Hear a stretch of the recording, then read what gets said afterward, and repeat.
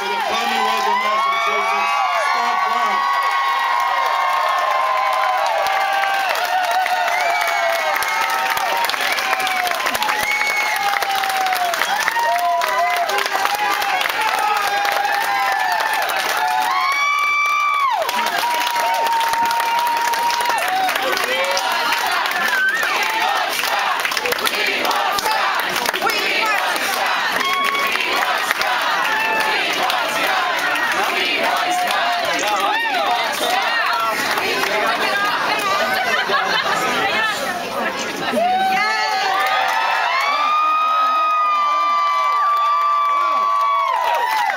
I told the sheriff that all the beers are on him, so thank you, Sheriff.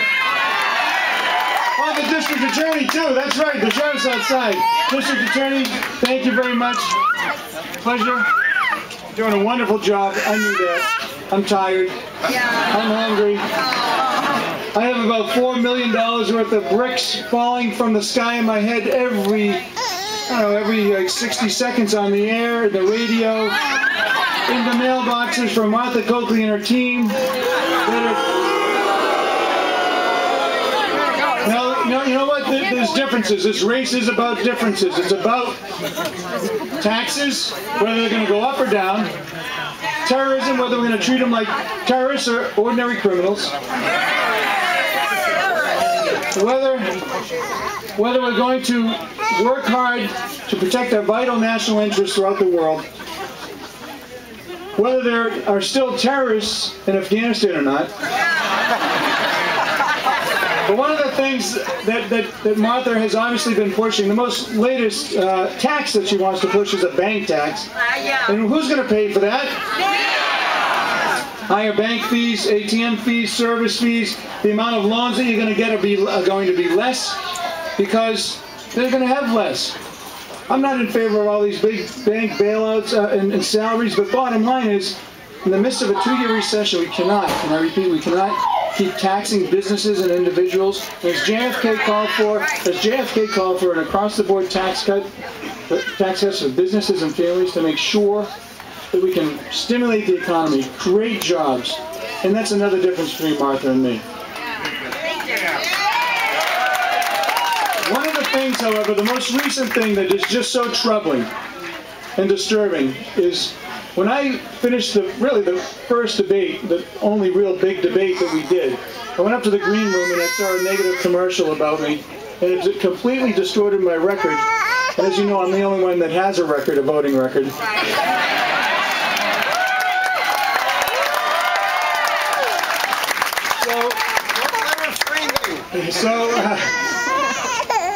Negative ad, distorting my record, and saying that Scott Brown, a father of 2 teenagers, well, 1 teenager now and a young lady, and a husband of 23 years, does not want women to have emergency contraception in the event that they get raped.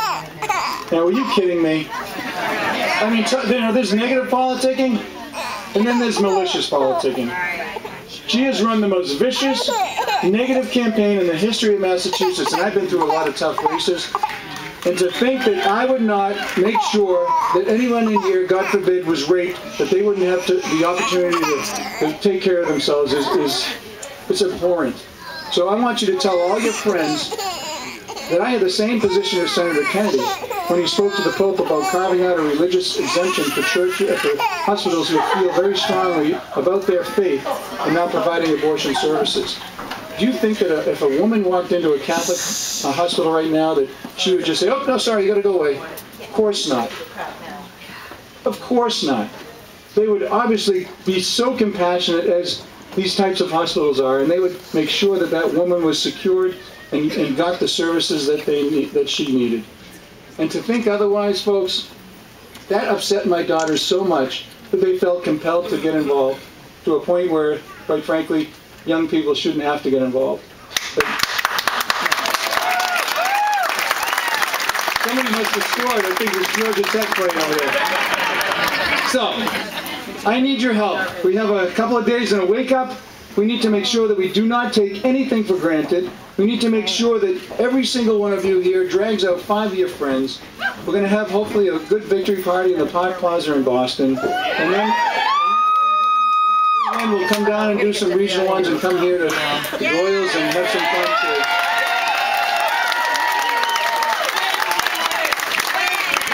I want to thank District Attorney O'Keefe and obviously Vinny DiMacedo for their tremendous support. And they've been good friends. They're fighting the battle against the machine. And when I first started this race, I came down here.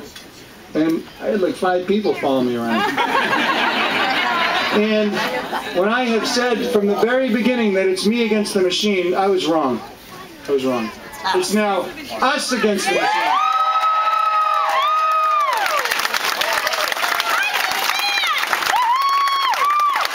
And once Martha was running a campaign of hope. Campaign of hope. That sounds familiar, doesn't it? No, politics of hope. It was politics of hope. Well, now it's politics of destruction. And I'm the victim. And I need your help on January 19th to make sure that we send some common sense back to Washington, to at least have common conversation, no more backroom deals, no more out-of-control spending and taxation, put a limit on what's happening not only in Beacon Hill but Washington to make sure that we can do better. Because as the 41st Senator,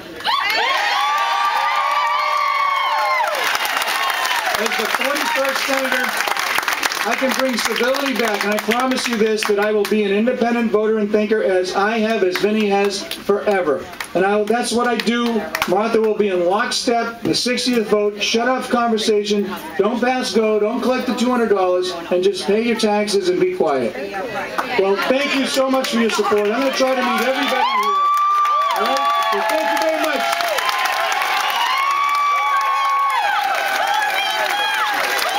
Folks, let's just be very careful. Somebody's trying to get to everybody, but be very careful.